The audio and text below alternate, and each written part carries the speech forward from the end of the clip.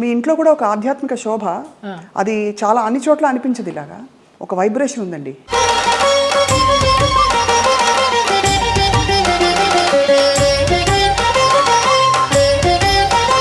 ఇంట్లోకి రాగానే ఒక దేవాలయంలోకి వచ్చిన అనుభూతి అనేసి అంటారు. మీకు నచ్చినట్టు బతికారు దాదాపుగా. కరెక్టా? అవును. సీతమ్మ ఎవరి మాట వినదని, పోగొట్టుకున్నా సంపాదించిన ఎన్ని ఒడిదుడుకులు అయినా కూడా నేను ఎవరిని బ్లేమ్ చేసేందుకు లేదు. మీ రక్షణ మీరు ఎలా చేసుకున్నారు? అండ్ మగ ప్రపంచం వచ్చి మిమ్మల్ని పలకరించలేదు, ట్రై చేయలేదంటే ఎవరు నమ్మరు. కాపాడుకున్నాను అంటే కాపాడుకోలేదనే చెప్పాలి. తలుపులు కొట్టేవారు. ఒక ఆర్టిస్ట్ అయితే నువ్వు తలుపు తీస్తావా లేకపోతే నేను ఇక్కడ ఊరేసుకొని చచ్చిపోనా అని అడిగాడు. పెద్ద ఆర్టిస్టా? పెద్ద ఆర్టిస్ట్. ఒక బంధం కోరుకున్నారా మీతో, లేక కేవలం బంధం లేదు, ఏం లేదు, బాగుండేదాన్ని. ఎలా తప్పించుకున్నారు? కొన్ని తప్పించుకున్నాను, కొన్ని తప్పించుకోలేకపోయాను.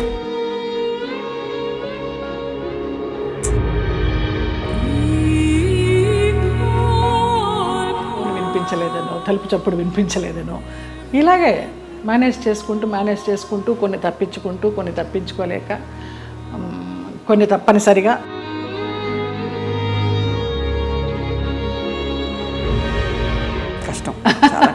కష్టమని అనుకోలేదు. అంటే ఒకసారి పోయినా 100 సార్లు పోయినా పోయింది అంతే. నేను చెడిపోతే చెడిపోయాను, నా వాళ్ళు బాగుండాలి, నా వాళ్ళు బాగుండాలి.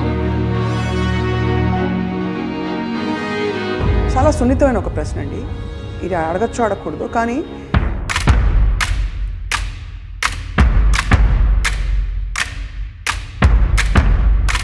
వాళ్ళ ప్రవర్తన కూడా ఒక గాయం చేస్తుంది కదా మనసులో. అట్లా నేను అబద్ధం చెప్పకూడదు, ఎవరు అలాగే ప్రవర్తించలేదు. ఆ పేరు నేను అడగను, ఎందుకంటే మిమ్మల్ని ఇబ్బంది పెట్టను. వారు కనుక ఇంకా ఉండుంటే కనుక ఇంకా ఇబ్బంది పెట్టను. ఓకే. మలయాళం పేరు. తెలుగు ఇండస్ట్రీలో బాగానే పోనీ మన ఇంటి పిల్ల అని ఏమన్నా హక్కును చేర్చుకున్నారా మిమ్మల్ని? ఇక్కడ కూడా ఇదేనా? అదే సమయంలో మీరు గాఢమైన ప్రేమలో పడ్డారు కదా. అది కూడా ఎలా పడాల్సి వచ్చిందంటే, ఏడుస్తూ పడుకుంటే అతను నన్ను చంపడానికి అంబాసిడర్ కారులో తీసుకెళ్తున్నాడు. మా ఆయన ఎవరైతే ఉన్నారో ఎక్స్ హస్బెండ్, నిలువెత్తు బాబా. ఫస్ట్ టైం నేను కాషాయ వస్త్రాల్లో అంబాసిడర్ కారు ఇలా ఆపి,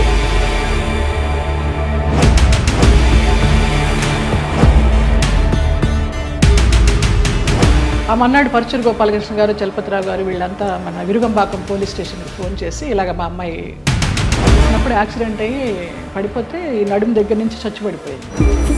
అంటే నాకు మళ్ళీ అతను లైన్లోకి వస్తే నేను నెలకి మెడిసిన్స్కి 5,000 రూపాయలు పంపించేదాన్ని. మీరు చెప్పే ఈ సంఘటనలు ఊహించుకుంటే కూడా, అంటే మీరు శరత్ బాబు గారు ఉన్నా కూడా చెప్పేదాన్నేమో, లేరు కాబట్టి ఇంకా ఫ్రాంక్గా చెప్తాను. చాలా ఫ్రాంక్గా ఫస్ట్ టైం చెప్తున్నాను నేను.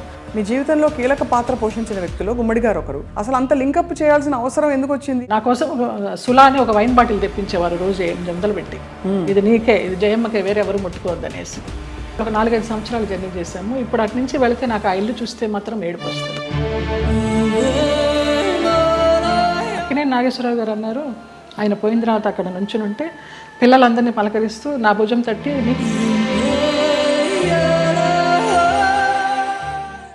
అందరికీ నమస్కారం, సాదర స్వాగతం. ఐ డ్రీమ్ మీడియా సగర్వంగా సమర్పిస్తున్న ప్రత్యేక కార్యక్రమం సిల్వర్ స్క్రీన్ లెజెండ్స్. బాహ్య సౌందర్యం తల్లిదండ్రుల వల్ల మనకు కలుగుతుంది. ఆత్మ సౌందర్యం భగవదేచ్ఛ. అలాగే మనసుని చాలా అందంగా ఉంచుకోవాలంటే అది ఖచ్చితంగా స్వయంకృతాపరాధం. అంటే మనసు అందంగా ఉంచాలంటే బోల్డంత సంస్కారం అవన్నీ కావాలి. మరి బాహ్య సౌందర్యంతో పాటు అంతః సౌందర్యం కలిగిన వ్యక్తుల్ని కలిసినప్పుడు చాలా చాలా ఆనందం కలుగుతుంది. అటువంటి వ్యక్తుల్లో నాకు చాలా ఇష్టమైన నటి, అసలు మనసులో ఏముందో మొహం మీద ఉట్టిపడే వ్యక్తి ఎవరు అంటే జయలలిత గారు. పేరులో చాలా పవర్ ఉంది, కానీ లోపల మాత్రం సున్నితత్వం.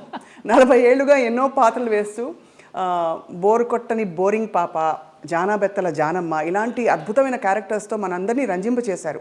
కానీ మనసులో ఎప్పుడు ఏ కష్టం వచ్చినా ఇలా దాచుకున్నారు. నాట్య కళాకారిణిగా, నటిగా, అసలు జీవితాన్ని శోధిస్తున్న ఒక వ్యక్తిగా వారి ప్రయాణం గురించి వాళ్ళు తెలుసుకుందాం అద్భుతమైన ఈ కార్యక్రమంలో. నమస్కారం జయలలిత గారు. నమస్కారం స్వప్న. చాలా చాలా మనసుకు తృప్తిగా ఉంది. పరిచయం ఎంత అద్భుతంగా ఉందో, చాలా బాగా చేశారు. Thank you. నిజంగా మిమ్మల్ని చూసినప్పుడు అలాగే అనిపిస్తుంది. మీ కళ్ళు, మీ నవ్వు చాలా మనసులోంచి ఇలా వస్తుంది. ఎక్కడ నటన ఊరికి ఏదో నవ్వాలి కదా అని ఎప్పుడు అనిపించదండి. ఇందాక మీరు అన్నారు కదా ఈశ్వరేచ్ఛ అని, అది అంతే, అదే నమ్ముతాను. మీ ఇంట్లో కూడా ఒక ఆధ్యాత్మిక శోభ, అది చాలా అన్ని చోట్ల అనిపించదు. ఇలాగా ఒక వైబ్రేషన్ ఉందండి అంటారమ్మా చాలా మంది. ఇంటికి వచ్చిన వాళ్ళు ఇంట్లోకి రాగానే ప్రశాంతత ఉంది. బయట చూస్తే ఏంటి ఇలాంటి ఫ్లాట్లో ఉంటుంది జయలలిత అనుకుంటాము. ఇంట్లోకి రాగానే ఒక దేవాలయంలోకి వచ్చిన అనుభూతి అనేసి అంటారు, అందరు అంటారు. ఆ నిశ్శబ్దం అసలు ధ్యానంలోకి వెళ్ళిపోవాలనిపించింది రాగానే. మీరు ఆధ్యాత్మికంగా కూడా ప్రయాణించారు కదా, అంటే ఇప్పుడు ప్రయాణిస్తున్నాను కూడా. అదే ఎందుకో మనసుకి హాయినిస్తోంది. ఇంకా ఈ ఆర్భాటాలు, ఈ అలంకారాలు, అలాంటి వాటన్నిటికీ దూరం అయ్యాననే చెప్పాలి. ఇంకా కొంచెం ఉంటుందేమో, దాన్ని కూడా దూరం చేయాలి. అది జయలలిత గారు చాలా ధైర్యంగా లైఫ్ని మీరు కొనసాగించారు. మీకు నచ్చినట్టు బతికారు దాదాపుగా. కరెక్టా? అవును. నిజమా? సీతమ్మ ఎవరి మాట వినదని. సీతమ్మ ఎవరి మాట వినదు. పోగొట్టుకున్న, సంపాదించిన ఎన్ని ఒడిదుడుకులు అయినా కూడా స్వయంకృతాపరాధం మీరు అన్నట్టు. నేను ఎవరిని బ్లేమ్ చేసేందుకు లేదు. మీ అసలు పేరు జయలలితేనండి? లలిత. లలిత. మరి జయలలిత అనేది జయ తర్వాత కలిసింది కదా? కలిసిందంటే నాకు ఊహ తెలిసిన తర్వాత నేను చూసిన ఫస్ట్ మూవీ కథానాయకుడు ఎన్టీ రామారావు గారు, జయలలిత గారు. ఆ సినిమా చూసిన తర్వాత 6 సంవత్సరాలప్పుడు నాన్న, అప్పుడు బడులు అనేవారు కదా, స్కూళ్ళు కదా, బడిలోకి జాయిన్ చేయడానికి వెళ్ళినప్పుడు మాస్టర్ గారు ఏంటమ్మా పేరు అన్నప్పుడు నాన్న లలిత అని చెప్పబోతుంటే నేను జయలలిత అని చెప్పేశాను. అది యాదృచ్ఛికం, తెలీదు. ఆ సంఘటన ఒకటే గుర్తుంది కానీ ఎందుకు చెప్పానో తెలియదు. జయలలిత అని చెప్పేసా. అప్పటి నుంచి జయలలిత. జయలలిత అనగానే ఆవిడ పవర్ఫుల్ జయలలిత గారే గుర్తొస్తారు. కానీ ఇక్కడ తెలుగునాట మీరు అంటే మీ ఏం చెప్పాలి, వర్చస్సు, ఒక అందం, ఒక గ్రేస్ ఏదైతే ఉందో ఆ జయలలిత గారికి ఈ జయలలిత గారికి పోలిక పడతారు. మీరు నమ్మచ్చు నమ్మకపోవచ్చు, అతిశయోక్తి అనుకోవచ్చు. మొన్న నేను కేరళ ఒక ఆయుర్వేదం ట్రీట్మెంట్కి వెళ్తే డీటాక్స్కి, అక్కడ వాళ్ళందరూ అన్నారు ఆ జయలలిత మీరు ఒకలాగానే ఉన్నారమ్మా అనేసి. ఫస్ట్ టైం ఆ గ్రూప్ అంతా అన్నారు. జయలలిత గారు, మీరు నాట్య కళాకారునిగా మీ అభ్యాసం మొదలుపెట్టినప్పుడు అప్పుడు మీ మనసులో ఏముండేది? తల్లిదండ్రులు చెప్పి మంచి డాన్సర్ అవ్వాలనుకునేవారా, లేదు అందరిళ్లలో నేర్చుకున్నాం? అసలు నా నాట్యాభ్యాసం ఎలాగా మొదలైందంటే అక్కకి నేర్పిస్తున్నారు. అక్కకి నేర్పిస్తున్నప్పుడు నేను చూస్తూ నేను కూడా నేర్చుకుంటాను అని ఏడ్చాను 5 సంవత్సరాలు. అప్పుడు అమ్మ అన్నారు, ఇంకా నీకు అవగాహన లేదు, కొంచెం వయసు రావాలి, వచ్చిన తర్వాత నువ్వు నేర్చుకుందావు అంటే మా మాస్టర్ గారు అమ్మాయిలో ఉన్న జిజ్ఞాస చాలా నచ్చిందమ్మా నాకు. అంత వయసు అప్పుడు ఎవరికి కళల పట్ల ఆసక్తి ఉండదు, ఈ అమ్మాయికి ఏదో పూర్వజన్మ వాసన ఉంది, నేను నేర్పిస్తాను, మీకెందుకు, మీరు కంగారు పడకండి అని. నేను ఏడిస్తే నేర్చుకుంటానని అట్లా నేర్పించారు. ఇంకా అది నాకు నరనరాల్లో అలాగా ఉండిపోయింది. ఒక పెద్ద నాట్య కళాకారిని అవుదామని, ఒక పద్మా సుబ్రహ్మణ్యం గారిలాగా లైఫ్లో పెళ్ళి అనేది ఏమి చేసుకోకుండా అలా ఉందామని అనుకున్నాను. బట్ నాన్నకి జర్నలిస్ట్ అవడం వల్ల, సినిమా వాళ్ళతో సంబంధాలు ఉండడం వల్ల, మీ అమ్మాయి బాగుంది, కలర్ అది, హైటు అది బాగుంది అంటే ఆ అమ్మాయిని హీరోయిన్ చేయాలి అనేసి, ఎన్ని పెళ్లి సంబంధాలు వచ్చినా కూడా వద్దు, మా అమ్మాయి అయితే మంచి హీరోయిన్ అవ్వాలి, లేకపోతే డాన్సర్ అవ్వాలని ఆయన అలాగా కలలుగా అన్నారు. ఆయన కోరిక ప్రకారం ఆర్టిస్ట్ అవ్వాల్సి వచ్చింది. నా కోరిక అయితే మంచి డాన్సర్ అవ్వాలని. కానీ ఏ రోజు సంసారంలో సుఖపడాలి, ఇలాగా అంటే సెటిల్ అయిపోవాలి అనే ఆలోచన అనిపించలేదు? ఏదో ఒక స్పెషల్ అని, ఏదో మొత్తానికి ఏదో ఒక గోల్ పెట్టుకున్నాను, వాళ్ళలాగా అవ్వాలి, వీళ్ళలాగా అవ్వాలని. ఏమీ అవ్వలేకపోయినాను, నేను నాలాగానే ఉన్నా. మీరు మీలాగా ఉంటూ అన్ని ఎక్స్ప్రెస్ చేసి ఇప్పుడు మీ చక్కగా మంచి టైంలో ఇప్పుడు మీరు అంత ప్రయాణం అంటారు కదా, ఆ ప్రయాణం కొనసాగిస్తారు. అంతర్ముఖంగా ప్రయాణం చేస్తున్నాను. బాగా చెప్పారు. ఎంతవరకు నేర్చుకున్నా జయలలిత గారు మీరు నాట్యం? ఆల్మోస్ట్ డిప్లొమా అంతా అయిపోయిందమ్మా. డిప్లొమా అయిన తర్వాత ఏదో ఎంఏకి కట్టాలని అనుకుంటున్నప్పుడు మూవీ వచ్చింది, నాన్న వాళ్ళ ఫ్రెండ్స్ ఈ పోరాటం మార్పు కోసమని. ఇంకా ఆంధ్ర నాట్యం కూడా నేర్చుకోవాలని నటరాజ రామకృష్ణ గారి దగ్గర 1 ఇయర్ పేయింగ్ గెస్ట్గా ఉండి నేర్చుకున్నాను నేను. ఆ టైంలో నాన్న వచ్చి మా ఫ్రెండ్స్ సినిమా తీస్తున్నారు, అందులో హీరోయిన్కి డాన్సర్ అయి ఉండాలి, క్లాసికల్ డాన్సరు, నువ్వు నువ్వు చేయాలి అనేసి అన్నారు. ఇంకా రూమ్లోకి వెళ్ళిపోయి గడిపెట్టేసుకుని ఏడుస్తూ కూర్చున్నాను. నేను డాన్స్ అవ్వాలనుకుంటే నన్ను సినిమాల్లోకి చేర్చడం ఏంటి, వెళ్ళనని. అప్పుడు నటరాజ రామకృష్ణ గారు, కళాకృష్ణ గారు నచ్చజెప్పి, నాన్న ఫ్రెండ్సే కదా తీస్తున్నది, వెళ్ళు, నచ్చితే చెయ్యి, కంటిన్యూ చెయ్యి, ఆఫర్లు వస్తే, లేకపోతే మళ్ళీ డాన్సర్గానే ఉండిపోదాం అని నచ్చజెప్పి పంపించారు. ఇంకా వన్స్ ఆ రంగంలోకి వెళ్ళిన తర్వాత మరి నచ్చిందా మీకు సినిమా ఇండస్ట్రీ ఎక్స్పీరియన్స్? మొదట్లో నచ్చలేదనే చెప్పాలి. తర్వాత రాను రాను ఇంకా ఫ్యామిలీ అంతా నా కోసమని షిఫ్ట్ అయిపోయి వాళ్ళు ఇబ్బందులు పడుతున్నప్పుడు లేదు వీళ్ళందరి కోసమన్నా నేను ఇష్టపడి చేయాలని అలాగా కాంప్రమైజ్ అయిపోయి చేసినవే.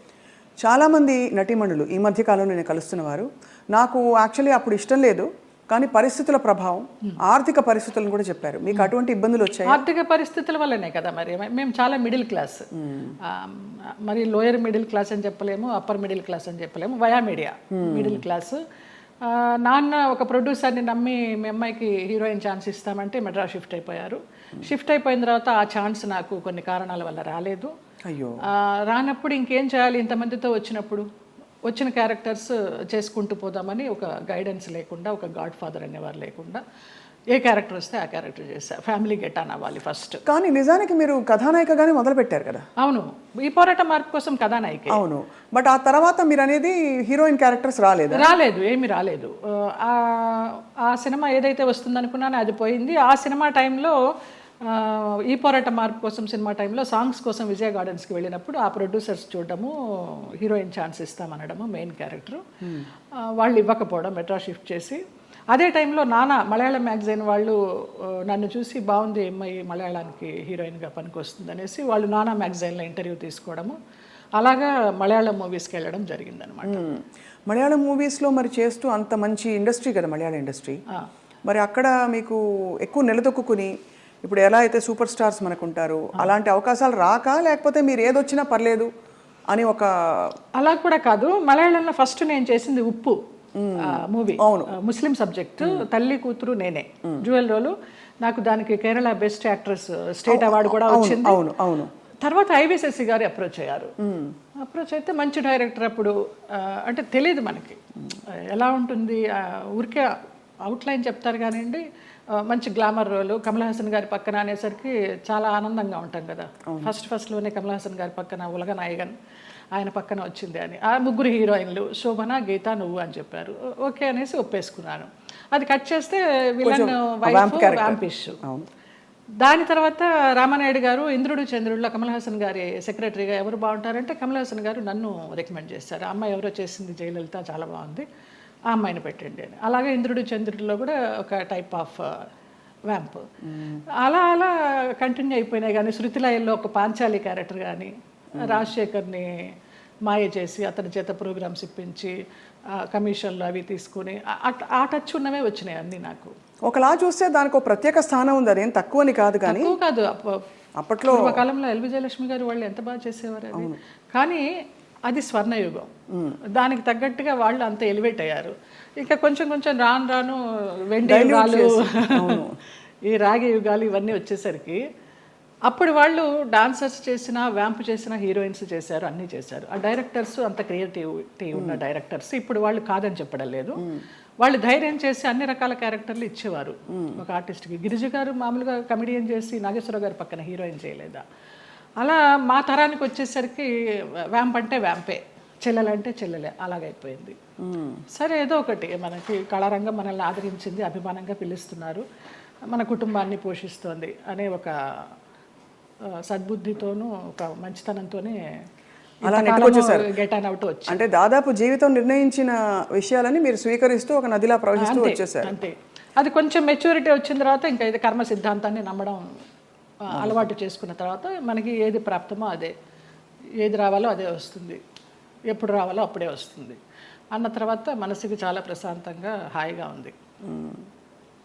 ఇంత అందమైన జయలలిత గారు అప్పుడు ఒక అమ్మాయి, అఫ్కోర్స్ నాన్నగారికి పరిచయాలు ఉన్నప్పటికీ కూడా ప్రతి చోటికి నాన్నగారు రాలేరు కదా, మీ రక్షణ మీరు ఎలా చేసుకున్నారు? చుట్టూ ఉంటే మగ ప్రపంచం, అండ్ మగ ప్రపంచం వచ్చి మిమ్మల్ని పలకరించలేదు, ట్రై చేయలేదంటే ఎవరు నమ్మరు. అవును అవును, అంటే అది జగమెరిగిన సత్యం. అలా అని వాళ్ళని ఏం అనలేదు. బట్ ఈ ప్రపంచంలో ఎలా మీరు మిమ్మల్ని మీరు కాపాడుకున్నారు?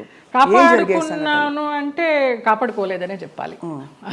కాపాడుకోలేదు, ఎందుకు అబద్ధం చెప్పడం. పరిస్థితులకు అనుగుణంగా వెళ్ళాను, అందువల్ల నేను పెద్ద ఇబ్బందులు ఏమీ ఎదుర్కోలేదు. కొంచెం ఫ్రెండ్లీగానే మూవ్ అవుతూ, నవ్వేస్తూ. అది వరకు ల్యాండ్ లైన్లు ఉండేవి, ఫోన్లు, ల్యాండ్ లైన్ తీసి పక్కన పెట్టేసేవాళ్ళం. అవుట్డోర్ వెళ్తే తలుపులు కొట్టేవారు. ఒక ఆర్టిస్ట్ అయితే నువ్వు తలుపు తీస్తావా లేకపోతే నేను ఇక్కడ ఊరేసుకొని చచ్చిపోనా అని అడిగాడు. పెద్ద ఆర్టిస్టా? పెద్ద ఆర్టిస్టే ఒక కాలంలో. అంటే ఎందుకు అడుగుతున్నానంటేనండి, మరి అది వాళ్ళు ఒక బంధం కోరుకున్నారా మీతో, లేక కేవలం బంధం లేదు, ఏం లేదు, బాగుండేదాన్ని, యంగ్లో ఉన్నాను, మంచి పర్సనాలిటీ, వ్యాంప్ క్యారెక్టర్లు వేస్తున్నాను, కూడా అదే అయి ఉండొచ్చు అనే ఒక అపోహ. ఎలా తప్పించుకున్నారు? కొన్ని తప్పించుకున్నాను, కొన్ని తప్పించుకోలేకపోయాను. తప్పలేదు. అంటే మీరు నిర్ణయం తీసుకుని ఎవరైనా ఒక నిర్ణయం తీసుకుని ఇలా ఉండాలని ఉంటే అది వాళ్ళ ఇష్టం. అది కానీ అయిష్టంగా బలవంతంగా గనక ఏ పరిస్థితిలోకి వెళ్ళినా కూడా అది బడి కావచ్చు, ఇంకోటి కావచ్చు, ఇటువంటి ఒక చాలా కష్టం కదండి. ఒకసారి అలాగే ఒక డైరెక్టర్ని రిజెక్ట్ చేశాను అనేసి అతను ఆ క్యారెక్టర్ కట్ చేసి పంపించేశారు. పర్లేదు అనుకున్నాను. అలా కూడా జరిగిన సందర్భాలు. ఆ రోజుల్లో ఎలా ఉండేది జయలలిత గారు మీకు? అంటే మనసులో ఇలా జరుగుతోందని ముందే తెలుసా? వాళ్ళు తలుపులు కొట్టేటప్పుడు భయం వేసేదా, లేకపోతే తెలుసు ఎలా తప్పించుకోవాలనే ఆలోచన తప్పించి ఆ భయాలు అవేమీ లేవు. తలుపులు బద్దలు కట్టలేరు. మన్నాడు ఏమన్నా అడిగినప్పుడు ఏదో దాటేస్తాం, ఏదో ఒక రీజన్ చెప్తాం. అవునా నిద్ర పట్టేసింది, ఫోన్ వినిపించలేదనో, తలుపు చప్పుడు వినిపించలేదనో, ఇలాగే మేనేజ్ చేసుకుంటూ కొన్ని తప్పించుకుంటూ, కొన్ని తప్పించుకోలేక, కొన్ని తప్పనిసరిగా. కష్టం, చాలా కష్టం. అయితే కష్టమని అనుకోలేదు. అంటే ఒకసారి పోయినా 100 సార్లు పోయినా పోయింది అంతే. ఇక మనకేం అది ఫీలింగ్ ఉండదు. అంటే కరెక్టేలేండి మీరు అన్నట్టు. అంటే ఆ టైంకి మీరు ప్రాక్టికల్గా సమాధాన పడిపోయారు అంతే. దానికి అంతే. ఒకటే ఏమో, నా వాళ్ళు బాగుండాలి. ఎలాగో వచ్చాను, నేను చెడిపోతే చెడిపోయాను, నా వాళ్ళు బాగుండాలి, అంతే.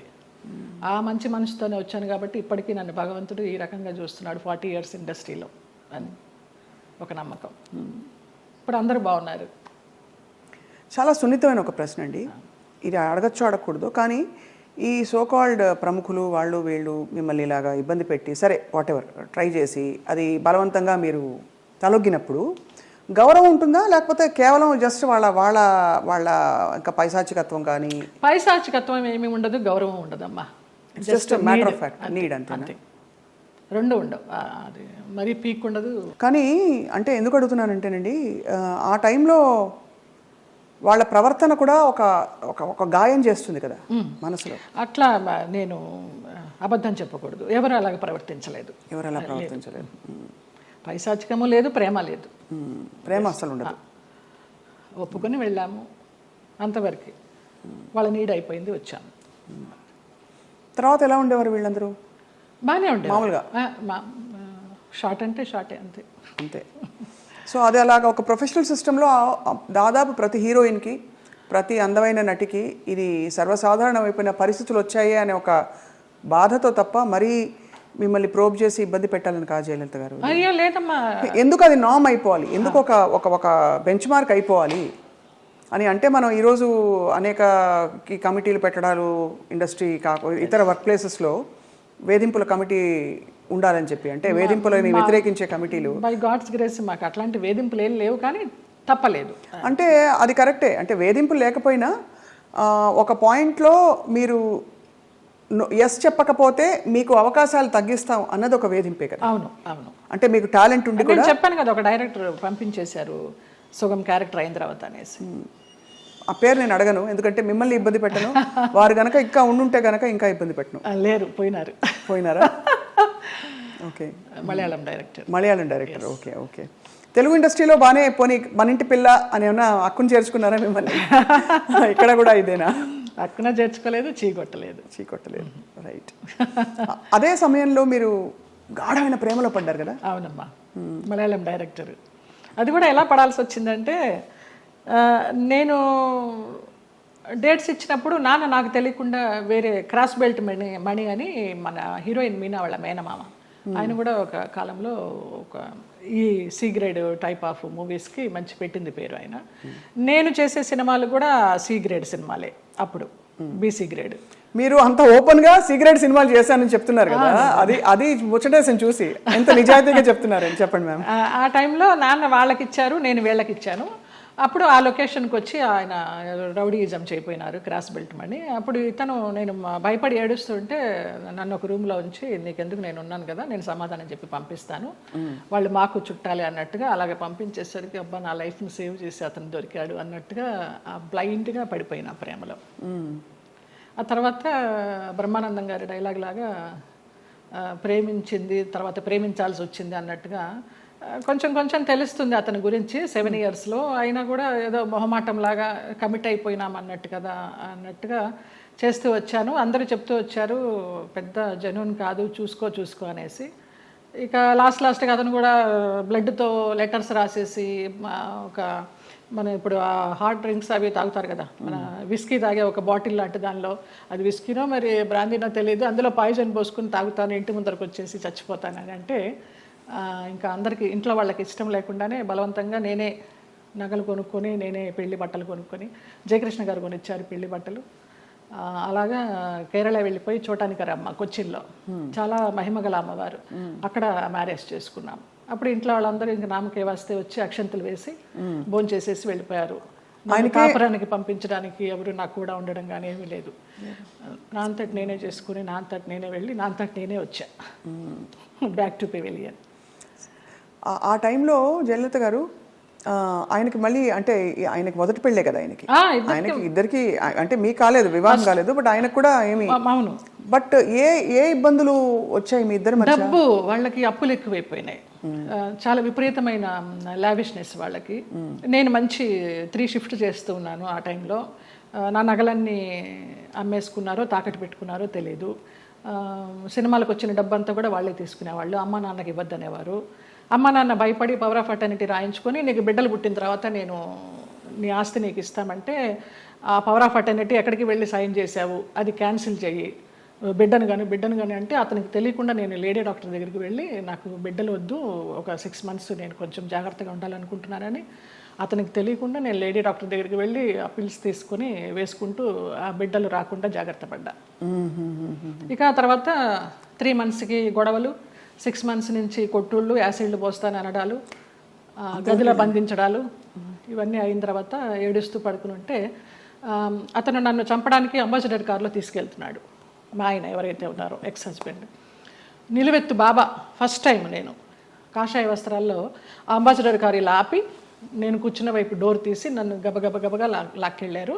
ఆ మన్నాడు పరుచూరు గోపాలకృష్ణ గారు, చలపతిరావు గారు వీళ్ళంతా మన విరుగంబాకం పోలీస్ స్టేషన్కి ఫోన్ చేసి ఇలాగ మా అమ్మాయి అపాయకరమైన పరిస్థితిలో ఉంది, మీరు వెళ్ళి ఆ అమ్మాయిని బయటికి తీసుకురావాలని చెప్పి అలా ఇంటికి తీసుకొచ్చారు నన్ను. ఆ బాబా సంఘటన అలా జరగడం, ఇక్కడ పరుచూరు గోపాలకృష్ణ గారు, చలపతిరావు గారు ఇలా సహకరించడం అంత యాదృచ్ఛికం.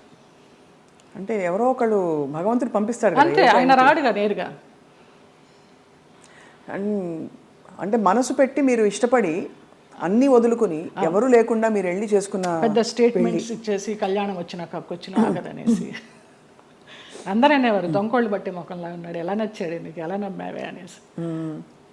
అంటే మీకు ఆ టైంలో మీరు గాయపడిన మీకు అదే ఆయనే రక్షణ ఇచ్చాడు. ఎందుకంటే అంత ముందందరూ వచ్చిన వాళ్ళందరూ మీతో మిస్బిహేవ్ చేసిన వాళ్ళు, మీకు ఇబ్బంది పెట్టి మిమ్మల్ని ఏదో ఒకటి రాబట్టారు. సో ఇతను ఏదో ఇస్తారనుకుని మీరు తప్పలేదండి. అంటే నమ్మకపోతే జీవితం ఎందుకండి? ఇంపార్టెంట్ విషయం, మీరు నమ్మి దెబ్బ తగిలినా కూడా ఆ గాయం ఎక్కువ ఇది కాకుండా భగవంతుడు వచ్చి మిమ్మల్ని కాపాడు. నిజంగా తర్వాత అతను రమ్యకృష్ణతో నీలాంబరి సినిమా చేశాడు కన్నడలో. ఇంకేదో మూవీ చేస్తున్నప్పుడు యాక్సిడెంట్ అయ్యి పడిపోతే ఈ నడుము దగ్గర నుంచి చచ్చుబడిపోతే నాకు మళ్ళీ అతను లైన్లోకి వస్తే నేను నెలకి మెడిసిన్స్కి 5,000 రూపాయలు పంపించేదాన్ని అతనికి. జాలి అవసరమా ఏమో తెలీదు, ఇంకా రుణానుబంధం ఉందనుకుంటా అనేసి. చాలా సంవత్సరాలకి అది. ఒక పాప పుట్టింది అతనికి వేరే పెళ్లి చేసుకుని. ఆ పాపకి ఇప్పుడు లేదు, నేను చాలా ఒక 4-5 years అయిపోయింది టచ్ లేకుండా.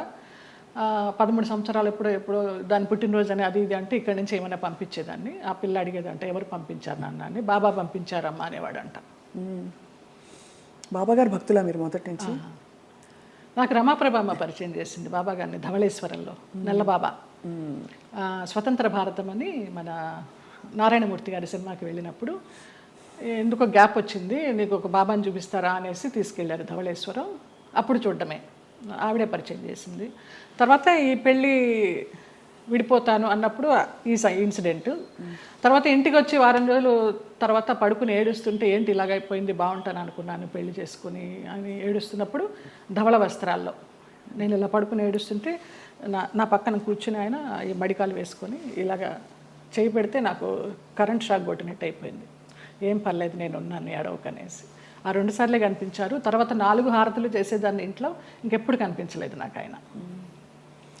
కానీ మీరు చెప్పే ఈ సంఘటనలు ఊహించుకుంటే కూడా అంటే ఇంకా ఏమనాలో మాటలు రావట్లేదు. బాబా గారు వచ్చి పక్కన కూర్చుని ఆ అనుభూతి మీకు కలగడం, నేను చాలా ఫీల్ అయినా. మా స్పర్శ ఒక ఏంటో అంటారు కదా 1000 ఓట్ల కరెంట్ షాక్ కొట్టినట్టు అనేసి, అలా ఒక ఆరాలాగా వచ్చేసింది 2 సార్లు. బాబా గారి కోసం ఒక పాట పాడరా, ఒక 2 లైన్లు. ఇక్కడే ఉన్నారు బాబా గారు అనిపించే అంత అద్భుతంగా చెప్పారు మీరు. నువ్వు లేక నాధలం బ్రతుకంతాయోమయం, నువ్వు లేక నాధలం బ్రతుకంతాయోమయం, బాబా ఓ బాబా, ఇక నీ పరీక్షకు మేమోపలేము, ఇటులీ నిరీక్షణ మేమోపలేము, నువ్వు లేక నాధలం బ్రతుకంతాయోమయం, బాబా ఓ బాబా. ఎంత ముద్దుగా బుజ్జి తల్లిగా పాడారు. నాకు అది బ్రహ్మానందం గారు ఇచ్చారు ఆ బాబా. ఓ ఈ బాబా గారు బాబా డివోటివ్ కదా అనేసి వాళ్ళ మేనేజర్ చేత ఇచ్చి పంపించారు. ఆయన అసలు ఒక అద్భుతం, ఆయనే ఒక అద్భుతం బ్రహ్మానందం గారు. తిరిగి వచ్చిన తర్వాత మరి పుట్టింటి వాళ్ళు ఏమన్నారు? ముందే చెప్పాం కదా, సంతోషపడ్డారు, వచ్చేసారని. మా అమ్మాయి మాకు వచ్చేసింది, మా సంపాదన మాకుంది అనేసి. కానీ ఒకటండి, మీరు ఏ మాట కామాట ఓపెన్గా మాట్లాడుకుంటున్నాం కాబట్టి, పుట్టింటి వాళ్ళు కావచ్చు అత్తింటి వాళ్ళు కావచ్చు మిమ్మల్ని ఒక ఏటీఎం మెషిన్లో చూసారని అనిపిస్తుంది. అంతే. దానికోసం మీరు నలిగిపోయి, మీరు లోపల ఇదైపోయి వెళ్ళి, అప్పుడు నలగడాలు కూడా మనకి తెలియదు, అంత జ్ఞానం కూడా లేదు కాబట్టి మీకు సంతోషం. అంటే ఇగ్నోరెన్స్ ఇస్ బ్లిస్ అంటారు ఇంగ్లీష్లో. అదే ఏమో, అది నేను తెలుగు మీడియం, ఇంగ్లీష్ కూడా పెద్దగా రాదు, బిఏ తెలుగు మీడియం. అంటే సింపుల్గా చెప్పాలంటే ఎవరి పిచ్చి వారికి రక్షణ, ఆనందం కాకపోయినా మీకు తెలియనితనమే మీకు మళ్ళీ కాపాడింది. ఆ తర్వాత మళ్ళీ ఇప్పుడు సినిమాలు వరుసగా పరచూరు గోపాలకృష్ణ గారు, ఎంత చలపతిరావు గారు మీకు చేసిన, వాళ్ళే నిలబెట్టారమ్మా. తర్వాత రామానాయుడు గారు వాళ్ళంతా వాళ్ళే నిలబెట్టారు. కాకపోతే అప్పుడు ఉన్నంత ఇది డిమాండ్ లేకుండా ఉండే. ఒకసారి పెళ్లి చేసేసుకుని వెళ్ళిపోయి మళ్ళీ వచ్చి నా క్యారెక్టర్లన్నీ అప్పుడు సనా చేసేది ఆ గ్యాప్లో. ఆ తర్వాత అలా వస్తూ వచ్చినాయి, కానీ ముందరంత ఆ 90sలో ఉన్నంత డిమాండ్ లేదు. అంటే ఇది మరీ ఎక్కువ మొన్ననే, అంటే ఒక 20-25 ఏళ్ళ అంటే 92 సెప్టెంబర్ 3 మ్యారేజ్ చేసుకున్నాను. 93 సెప్టెంబర్ 3 1 year మ్యారేజ్ డే రాకుండానే విడిపోయాం మ్యూచువల్ అండర్స్టాండ్ మీద. తర్వాత ఏమి ఇబ్బంది పెట్టలేదా మిమ్మల్ని? ఏం లేదమ్మా అసలు. ఇంకేముంది, అన్ని తీసేసుకున్నారు కదా, ఇంకేముంది ఇబ్బంది పెట్టడానికి. డబ్బులు తీసేసుకున్నారండి? తీసుకున్నారు, చాలా చాలా ఖర్చు. అప్పుల వాళ్ళు వచ్చేవాళ్ళు, ఈయనేమో చనిపోతానని వెళ్ళేవాడు, అమ్మ భర్త సుమంగళితనం పోతుంది ఎలాగనేసి చెక్ మీద సంతకం చేసి ఇచ్చేస్తూ ఉండేదాన్ని. ఎంత కోల్పోయారు జయలలిత గారు? పోయింటాయమ్మా, ఒక 50 sovereigns గోల్డ్ లాగా పోయి ఉంటుంది, ఒక 25 lakhs క్యాష్ పోయి ఉంటుంది. సో దాదాపు ఆ రోజుల్లో చాలా ఎక్కువ కదా అది. 2-3 కోట్లు అనుకోండి ఈ రోజులు ఈజీగా. ఆ లెక్క కూడా తెలియదు మనకి. అంటే కానీ అదే బాధ చాలా. మీరు మీకోసం ఇష్టంగా ఎప్పుడైనా ఏదైనా కొనుక్కున్నారా? ఒక ఇల్లు, ఒక కారు, ఒక నగలో? అట్లా మేము నగలు ఇష్టం. నేను కొనుక్కున్నప్పుడల్లా అమ్మ అడిగేది నాకు కూడా ఆ నగ కావాలి అనేసి. నేను ఏదైనా చీర కొనుక్కుంటే నాకు ఆ చీర కావాలని అడిగేది. ఒకప్పుడు నగలు చీరలు ఇష్టము. ఈ కార్లు ఇళ్ళు అంటారా నాకు తెలియదు. ప్రాపర్టీలు చేర్చుకోవడము, కొంచెం డబ్బు ఉంటే దాచుకోవడము, ఏదైనా కొనడము, అది పెరుగుతుంది అనుకోవడము, ఆ బిజినెస్ మైండ్ లేదు. అదే ఉంటే కనుక మరి ఇంత మీరు అన్ని పోగొట్టుకుంటారా చెప్పండి? అందరూ అనేవారు ఏదైనా స్థలం కొని పడేయమ్మా అని, వినేదాన్ని కాదు. అదే ఇల్లు, పెళ్ళి, పిల్లలు అన్ని ప్రాప్తంలో ఉండాలంటారు, అవి లేవు. చాలా దారుణం అండి. మీకు മലയാളം അറിയുമോ? അറിയും, നന്നായിട്ട് അറിയും. നന്നായിട്ട് 25 പടം అభినయించుండు మలయాళത്തിൽ. అంతే కదా, అంత పెళ్లి చేసుకున్నవాడు మలయాళి. అవును, తిట్టేదాన్ని మలయాళంలో. అవునా? పట్టి నాకు ఒకటి తెలుసు, పట్టి పట్టి కళూరుండ మోనే గాడిద. మలయాళ వంటలు కూడా వచ్చా జయలలిత గారు మీకు? అసలు నాకు మన తెలుగు వంటే రాదు, స్టవ్ అంటించడమే రాదు. ఓలన్ ఓలన్ ఓలన్ అంటే కాలన్ కాలన్ പച്ചടി കിച്ചടി എരിശ്ശേരി ഒന്നും അറിഞ്ഞൂടാ. ഒന്നും അറിഞ്ഞൂടാ. కాఫీ టీ పోలే അറിഞ്ഞൂടാ. ఇప్పుడు అసలు మీకు వంట రాదా? అసలు స్టవ్ అంటించడం రాదు తల్లి. ఎంత ముద్దుగా చెప్పారండి. ఎలా మరి మరికి ఎవరు చేసి పెడతారు? మా మేనమామ కొడుకు వాడు, నలభీమ పాకం వాడే అన్ని. మార్నింగ్ అక్కడ సోఫాలో కూర్చున్నానంటే నైట్ డిన్నర్ వరకు అన్ని అక్కడికే వస్తాయి. అవ్వా, క్వీన్ అనమాట అంతే. పోతే పోనీ దునియా గోలీ మారు దునియాకు అంతే. ఒక సన్యాసి జీవితం, ఒక మహారాణి జీవితం అన్నీ.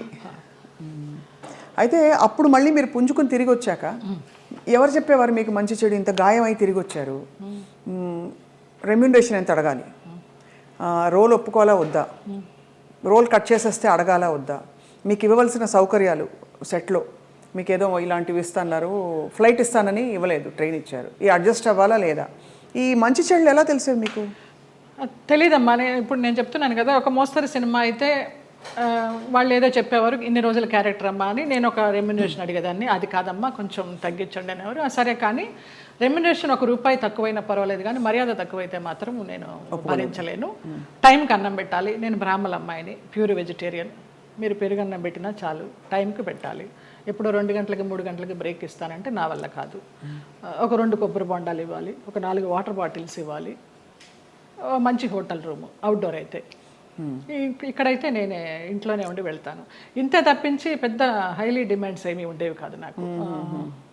అమ్మ ఫ్లైట్ దొరకలేదు, ట్రైన్ అన్నారు అనుకోండి, ఆ చెల్లో పదండి.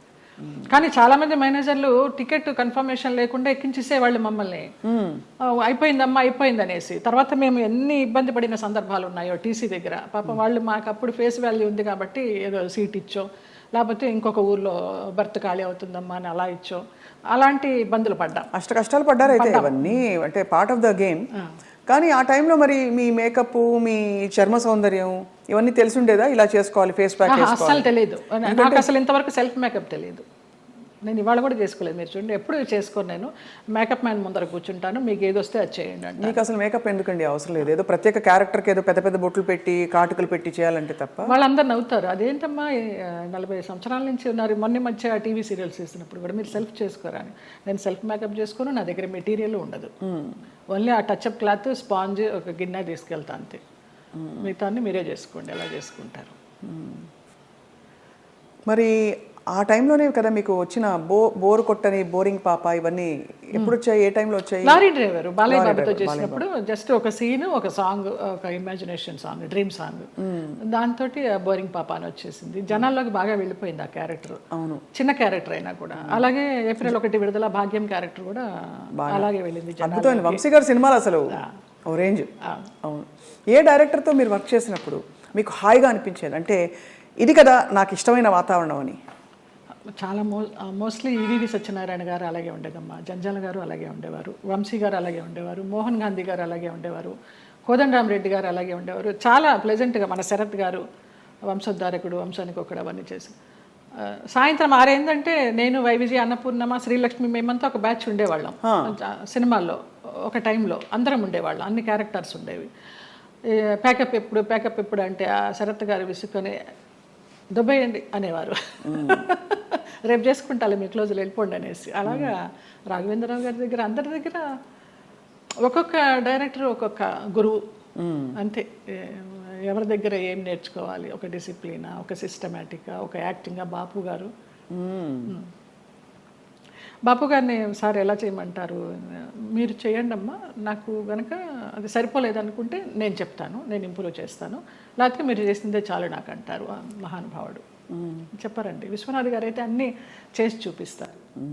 విశ్వనాథ్ గారితో చేసిన సినిమాలు నేను శృతిలయలు, అవునవునవును, స్వయం కృషి లాస్ట్లో చిరంజీవి గారికి చరణ్ రాజ్కి ఫైట్ అప్పుడు స్వయం కృషిలో మంచి వెన్నెల ఇప్పుడు మగువ మనకు పంచబాణుని కేళి బాగుగా కూడుండ మగువా మగువా ఆ సాంగ్. బట్ మంచి సాంగ్. శేషు మాస్టర్ గారు కొరియోగ్రాఫరు. చిరంజీవి గారు ఫైట్ చూస్తారు కానీ జయలలిత సాంగ్ ఎవరు చూస్తారు అక్కడ? అలాగా ఆ క్లాసికల్ సాంగ్ అలాగ అయిపోయింది అనమాట. స్వరాభిషేకం శ్రీకాంత్ గారు ఆయన అన్నదమ్ములుగా చేసింది, అది చేశాను ఏవిఎస్ గారి భార్యగా. మంచి క్యారెక్టర్స్ పడ్డాయి యాక్చువల్లీ, గుర్తుండిపోయే క్యారెక్టర్స్.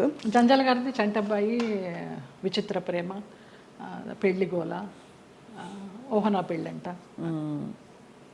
కానీ ఆ వ్యాంప్ క్యారెక్టర్ డాన్సులు కానీ వచ్చినప్పుడు మీకు ఇష్టం లేని బట్టలు వేసుకున్నారు ఎప్పుడు?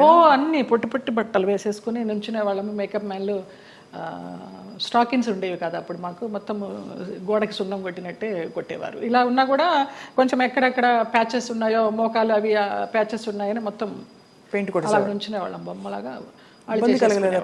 ఏం కలిగేది కాదు, అలవాటైపోయింది.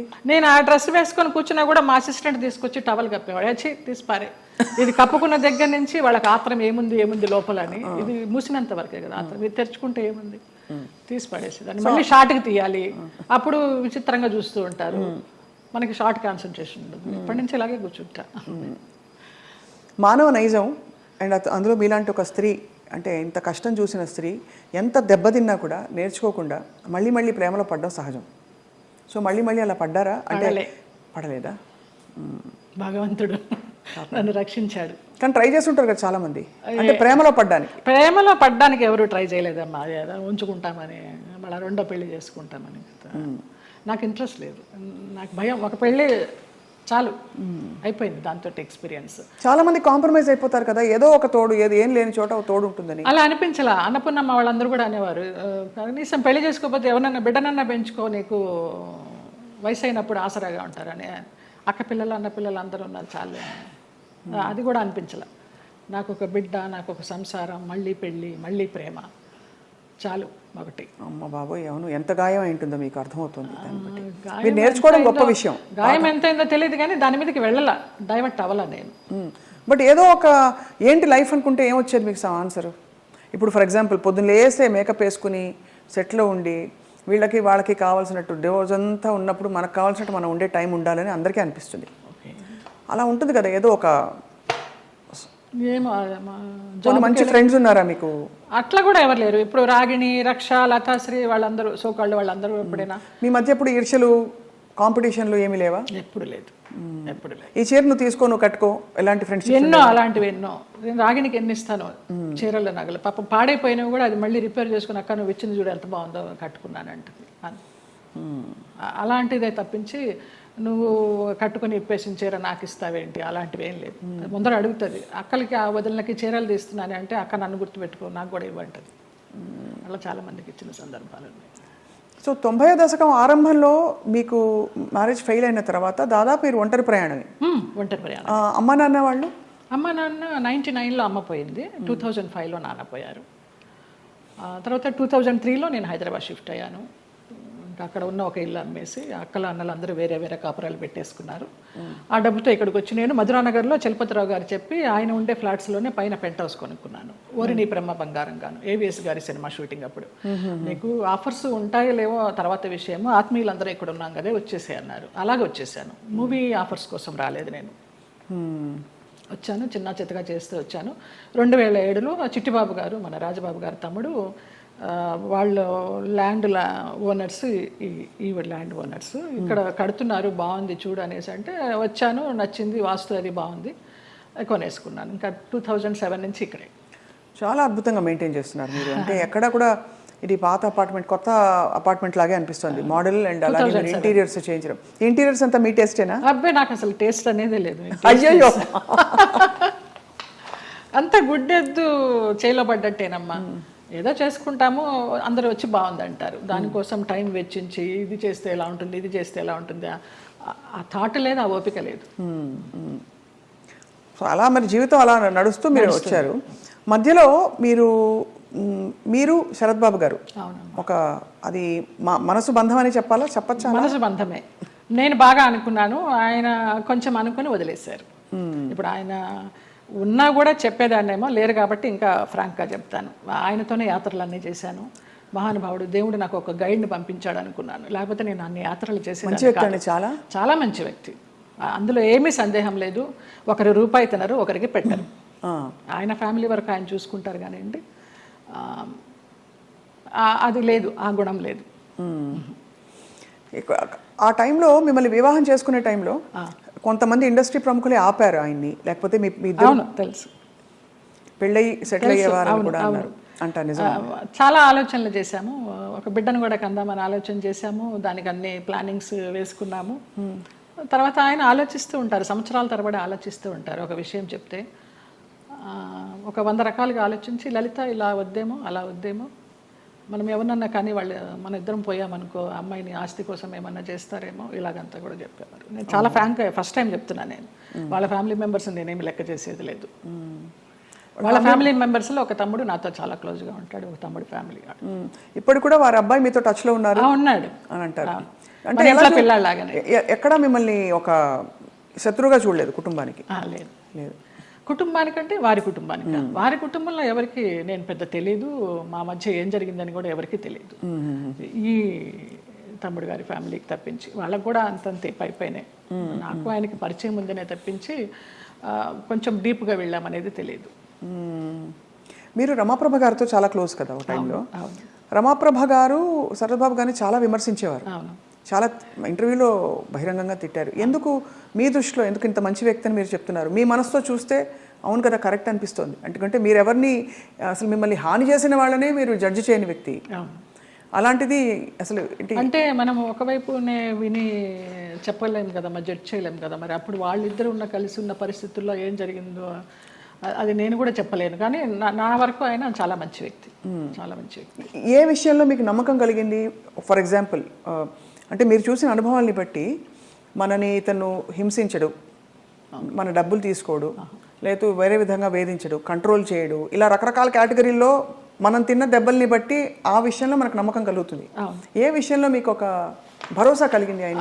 నాకు తెలియదు, నా అంతటి నేనే మామూలుగా బావా బావా అని పిలిచేదాన్ని, వెళ్ళేదాన్ని. రమాప్రభ గారి కోసం అక్కకి ఏమన్నా చేయండి బావా అనేదాన్ని. అక్కకి చాలా చేశానమ్మా, ఇంకా నేను చేయాల్సింది ఏమీ లేదు అనేసి అనేవారు.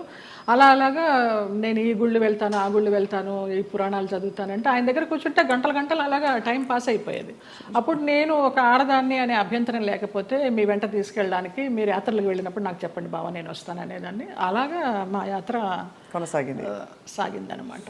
అట్లా ఇంకా ఆయన లలిత లలిత అని పిలవడము, క్లోజ్ అయినామని చెప్పాలి. దాదాపు మీకంటే గృహస్థాశ్రమం లేకపోయినా వానప్రస్థాశ్రమం లాంటిది తొందరగా ఫాస్ట్ ఫార్వర్డ్ మోడ్లో కర్మలు అయిపోతాయి చూడండి. ఇప్పుడు మనం అనుభవించడానికి వచ్చిన కర్మలు అయిపోవాలంటారు కదా, అలా మీకు ఏదో రాసి పెట్టినట్టు మీరు దాన్ని అటాచ్ అయ్యారు, మళ్ళీ డిటాచ్ అయిపోయారు. అవును, ఆయన ఒక్క విషయంలో బాధపడుతున్నప్పుడు చిట్టిబాబు గారు వాళ్ళే చెప్పారు, పోనీలే నీకు భగవంతుడు ఆయన్ని గైడ్ కింద పంపించాడు నువ్వు యాత్రలు చేయడానికి, ఆయన పోయినప్పుడు బాధపడితే మంచి వ్యక్తి వెళ్ళిపోయారు అనేసి అన్నారు. ఇంకా అప్పటితో ఆ ఆలోచన కూడా లేదు. ఇంకా వెళ్ళాను, హాస్పిటల్కి వెళ్ళేదాన్ని, చూసేదాన్ని, అసలు మన సృహలోనే లేరు. లాస్ట్ ఇయర్ February 14th నాడు, వ్యాలంటైన్స్ డే నాడు హాస్పిటలైజర్ అయిన మనిషి May 21st నాడు పోయినారు. చూడలేకపోయారు కదా? చూడలేకపోయిన వాళ్ళం. బావా బావా అని పిలిచేదాన్ని, అయ్యప్ప అని పిలిచేదాన్ని ఆయన్ని. ఆయన ఆధ్వర్యంలో ఇరుముడి కట్టుకుని నేను మండలం రోజులు అయ్యప్ప దీక్ష చేసి అయ్యప్పకే వెళ్ళాను. ఆయనతో వెళ్ళాలనుకున్నాను కానీ వెళ్ళలేకపోయినాను, నేను విడిగా వెళ్ళాను. అప్పుడు నేను ఇరుముడి కట్టుకునేటప్పుడు ఆయనే చెప్పారు నాకు మంత్రాలన్నీ. అట్లా అయ్యప్ప అని నా ఫోన్లో కూడా తత్వమసి అని ఫీడ్ అయి ఉంటుంది ఆయన పేరు, అయ్యప్ప తత్వమసి. అంటే ఎంత మీరు మనసులో ఆయనకి చాలా చాలా ఆరాధించాను, ఆయనకి సేవ చేసుకుంటూ అలా ఉండిపోవాలనుకున్నాను. బట్ భగవంతుడు పడనిలా, లేదు రుణం లేదు. అంతేనండి బంధాలు, బంధాలు అంతేనా? మరి అంతే అనుకోవాలి, రుణం ఉన్నంత వరకు మనం కలిసి ఉంటాం. తర్వాత అంతే, కూడబెట్టిన పుట్టిన వాళ్ళు మన బిడ్డలే. అలాంటప్పుడు ఇంకా బయట నుంచి ఎక్కడో వచ్చిన వాళ్ళు ఆ రుణం ఉన్నంత వరకే ఉంటారు. అది రుణాన్ని బంధ రూపేణ పశుపత్ని సుతాలయ. సో మరి ఉన్నంతకాలం కష్టపడి ఉంటే దాన్ని ఎలా చూడాలి? రుణం ఉంది కాబట్టి నాకు కష్టాలు పెట్టాడు, కష్టాలు పడదాం అనుకోవాలా? లేకపోతే అంతే పడాలి, కష్టాలని భరించే శక్తిని ఇవ్వమని కోరుకుంటా నేను. నువ్వు కష్టాలను ఇచ్చావు, భరించే శక్తి నువ్వు, అదే కోరుకుంటా ఎప్పుడు. మరి ఎప్పుడు ఇది సరికాదు, సవ్యం కాదని ఇప్పుడు చాలామంది ఆడపిల్లలు, మీకు అయిన ఎక్స్పీరియన్స్, మీ పెళ్లిలో 6 నెలలలో ఒక హింస, ఒక ఎక్స్‌ప్లాయిటేషన్ ఉంది, బయటకు వచ్చేయాలని ఆలోచించిన పరిస్థితుల్లో ఎప్పుడు బయటికి రావాలనే స్ఫురణ ఎలా కలుగుతుంది? బికాజ్ భరిస్తాం, సర్దుకుంటాయన్న హోప్ ఉంటుంది. ఆ స్ఫురణ ఏం చెప్పిన మాట వినాలని మీ గైడెన్స్ అడుగుతున్నాం. మీరు డైరెక్ట్గా పడ్డ వ్యక్తి కాబట్టి మీకు అర్థమైంది కదా ప్రశ్న. అది మన రాతలో ఉంటుంది, ఏదో అదృశ్యవాణి చెప్తుంది మనకి, భరించావు చాలు, ఇంకా ఇది చెయ్యి అని గైడెన్స్ వచ్చేస్తుంది అని. నాకు బ్లైండ్గా వెళ్తాను నేను అంతే. అంతే, అంత డీప్గా వెళ్ళి నాలెడ్జబుల్గా చెప్పాలంటే నాకు తెలియదు, కానీ అనిపిస్తుంది, మనకే అనిపిస్తుంది ఇంకా ఆ టైం అయిపోతుందని అనిపించినప్పుడు అది ఆటోమేటిక్గా వస్తుందని నేను అనుకుంటున్నాను. ఎంత ఇవాల్వ్ అయ్యారు మీరు స్పిరిచువల్గా, ఎన్ని కష్టాలు పడినా కూడా ఎంత పరిణితి తెచ్చుకున్నారు మీరు అంటే జీవిత ప్రయాణంలో. నేను కేరళ డీటాక్స్కి వెళ్ళినప్పుడు కూడా 14 days ఒంటరిగా ఉన్నాను. అప్పుడు నా లైఫ్ స్టైల్ మారిపోయిందమ్మా, మైండ్ సెట్ కానీ లైఫ్ స్టైల్ కానీ. ఎంత భయస్తురాల్లో నేను, చిన్న విషయానికి భయపడిపోతే, ఎక్కడన్నా నొప్పి వస్తే, ఇక్కడ నొప్పి వస్తే బ్రెస్ట్ క్యాన్సర్ ఏమో, ఇక్కడ నొప్పి వస్తే అపెండిసైటిస్ ఏమో అని అస్సలు లేదు. ముక్తినాథ్ నడిచి దిగాను -degreesలో మొన్న. అవునా? మొన్న రీసెంట్గా 4 days అవ్వలేదు. ఆ ముక్తినాథ్ ఒక ఇన్సిడెంట్ చెప్పాలి స్వప్న. ఒక ఆవిడ కటక్ నుంచి వచ్చారు, జ్యోత్స్నారావు అనేసి, ఒరిస్సా ఆవిడ కాదులే, ఒరిస్సాలో జాబ్ చేసేవారు, కాకినాడ ఆవిడ, బ్రాహ్మణ ఆవిడ. ఎవరు లేరు, నానే వాళ్ళు ఎవరు లేరు, తోడబుట్టిన అన్నదమ్ములు కానీ అక్క చెల్లెళ్ళు కానీ సంసారం కానీ పిల్లలు కానీ ఎవ్వరు లేరు. ఆవిడ బ్రహ్మచారిణి. ఆవిడ వచ్చి నాకు ఎవరు లేరు 3 రోజులు ప్రయాణం చేశారు మాతోటి. 11th నాడు బయలుదేరాము ఇక్కడి నుంచి, 12th 13th నాడు ముక్తినాథ్ తీసుకెళ్లారు. అలాగే డోలీలో ఎక్కించి వెళ్ళారు. ఆవిడకి ఏదో హై బ్లడ్ బీపీనో షుగర్ ఏదో ఉంది. అన్నం తినాలనిపించక మాత్రలు వేసేసుకుంటున్నారు. తర్వాత ఆ ముక్తినాథ్లో జాంసంలో మేము స్టే చేసినప్పుడు వెన్ను వణికించే చలి, అక్కడ హీటర్స్ ఉండవు, హీటర్స్ పెడితే ఆక్సిజన్ అందదంట, హై ఆల్టిట్యూడ్ అనమాట. అక్కడ ఆ రోజు నరకం అనుభవించాం అందరం, 80 members గ్రూప్ మేము.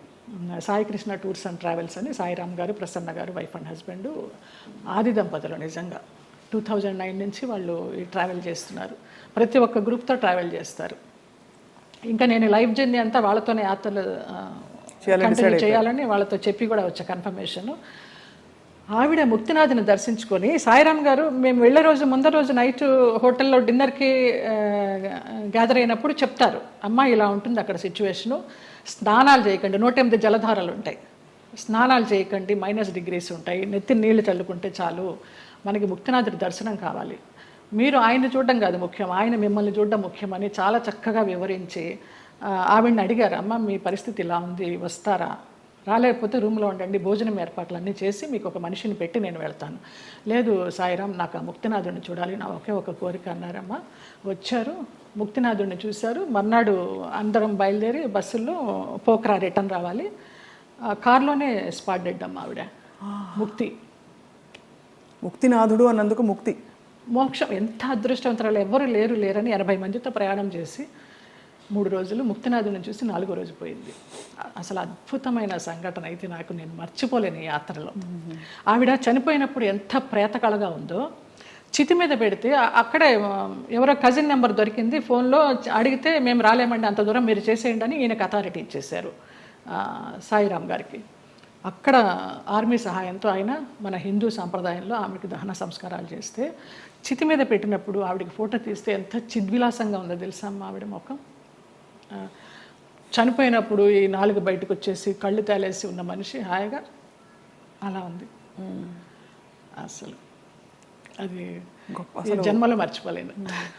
అంతకుముందు రోజు అడిగారు, ఎవరికి ముక్తి కావాలంటే 2 చేతులు ఎత్తా నేను, ఏం మీకు లగేజ్ లేదా అని అడిగారు. నాకు ఏ లగేజ్ లేదన్నాను. అంటే వెనకాల బంధాలు లేవా అనేసి. మీరు అనుకుంటే కాదు దేవుడు అనుకోవాలి, ఆయన ఎవరికి ఇవ్వాలో వాడికే ఇస్తారు అనేసి. అలాగా ఆవిడ అదొక అద్భుతమైన సంఘటన. ఆనందించాం, ఆవిడ పోయినందుకు బాధపడలేదు. ఎంత అదృష్టవంతరాలు, ఎంత చక్కని అనాయాసన మరణం అంటారు కదా, అలా. కార్లన్నీ ఆగినా ఏంటనంటే పోయారు. అంటే భగవద్ దర్శనం అయిందా అని చాలా మందిని అడుగుతాం. ఇంతకంటే నిదర్శనాలు ఏముంటాయి? మోక్షం, ముక్తినాథుడు. మా వాళ్ళందరూ, మా మామ కొడుకులందరూ ఆ -degreesలో 108 జలధారాల్లో స్నానం చేశారు. ఒక్కొక్క జలధార నుంచి ఇంకొక జలధార వెళ్తుంటే వాళ్ళకి బ్రెయిన్ పనిచేయడల్లా ఫ్రీజ్ అయిపోతుంది, అలా చేశారు. నేను ఆ 108లో చల్లుకోవడానికి అరగంట పట్టింది, ఈ చెయ్యి పనిచేయాలి 1 గంట, బ్లడ్ క్లాట్ అయిపోయి.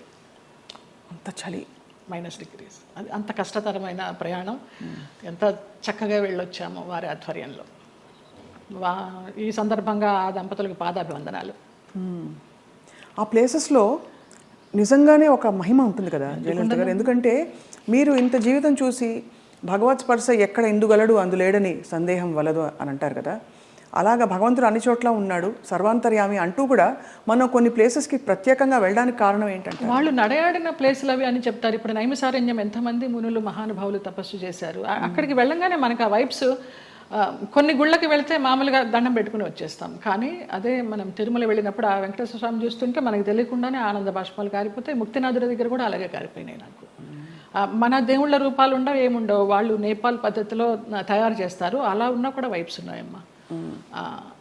అంతే, వాళ్ళు నడయాడిన ప్రదేశం. జనక్పూర్ వెళ్ళాము, సీతారాములు నడయాడిన ప్లేసు, వాళ్ళ కళ్యాణమైన ప్లేసు. చాలామంది మా గ్రూప్లో అక్కడికి వెళ్ళి దండలు మార్చుకున్నారు, మళ్ళీ సీతారాముల కళ్యాణం లాగా. అలాంటి వైబ్స్ ఉన్నాయి, అందుకే వెళ్ళాలి. ఇంట్లో కూర్చున్న భగవంతుడు దర్శనం ఇస్తాడు, అది వేరే విషయం. వాళ్ళు నడయాడిన ఆ పుణ్యభూమిలో నడిస్తే ఆ పాదధూళి మనకి కొంచెం పుణ్యం ఇస్తుందని. రెండోది మీరు అన్నట్టు ఆ ప్లేస్కి వెళ్ళిపోయాక మనం నేను ఫలానా, నేను స్వప్న, నేను జయలలిత, నేను సో అండ్ సో అన్నీ మర్చిపోయి, నేను జ్యోత్స్న మర్చిపోయి కేవలం ఒక అంకిత భావంతో ఒక డిజాల్వ్డ్ స్టేట్లో వెళ్తాం. అంతే, అది కూడా ఒక సర్వస్వ శరణాగతి అయిపోయి నువ్వు తీసుకొచ్చావు, నువ్వే చూసుకో శరణాగతి, అంతే. అందులో కూడా చాలా అద్భుతాలు మన లోపల జరుగుతాయి. అద్భుతాలు అంటే మన అహంకారం కరగడం అన్నీ కదా, మనకి తెలియకుండానే అది ఆ ఉద్వేగం అది అంతా వచ్చేస్తుందమ్మా. నేను సంజయ్తో అదే అన్నాను. సంజయ్ కదా ఇంటర్వ్యూ ఏర్పాటు చేసింది, సంజయ్ కిషోర్. నాకు గుంటూరులో చిన్నప్పటి నుంచి వాడు నన్ను కొట్టేవాడు. వాడు కొడుతుంటే నేను పరిగెత్తేదాన్ని. వాళ్ళ ఇల్లు పెద్ద ఇల్లు గుంటూరులో, ఎంత పెద్ద ఇల్లు. కొడుతుంటే పరిగెత్తేదాన్ని, తర్వాత వాడిని ఎత్తుకునేదాన్ని. వాడు ఈ రోజున ఇంత గొప్పవాడైనాడంటే చాలా సంతోషము. చాలా పద్ధతైన మనిషి. ఎంత పద్ధతైన మనిషి. వాళ్ళ ఇంట్లో వాళ్ళ అమ్మగారు నాకు పెద్దక్కలాగా, పాపాయి అంటే ఆవిడ. నా అభివృద్ధికి ఆవిడ సంతోషిస్తుంది. నా సొంత వాళ్ళు కూడా సంతోషిస్తారా సంతోషించరు, కానీ ఆవిడ అంత సంతోషిస్తుంది, అంత బ్లెస్ చేస్తుంది ఆవిడ. నువ్వు బాగుండాలి, నువ్వు బాగుంటే మేము బాగుంటాం అనేసి. లేదు, మీరు ఎప్పుడు మీరు బాగుంటారు, మీ చుట్టూ ఉండేవాళ్ళు అంటే మీకు భగవద్ రక్షణ ఉందని క్లియర్గా ప్రూవ్ అయిందమ్మా. నాకు చాలా ఈ యాత్ర తర్వాత నాకు భగవదానుగ్రహం మెండుగా ఉందని చాలా నమ్మకం వచ్చింది నిజంగా. ఇంకా అసలు ఏమూలో ఉన్న భయం కాస్త పటాపంచలైపోయింది, ఏం లేదు. మీ జీవితంలో కీలక పాత్ర పోషించిన వ్యక్తులు గుమ్మడి గారు ఒకరు. ఇది గతంలో లోగడ మీడియా వాళ్ళు చాలా సందర్భాల్లో అడిగారు, రకరకాలుగా లింకప్లు రాశారు మీకు వారికి.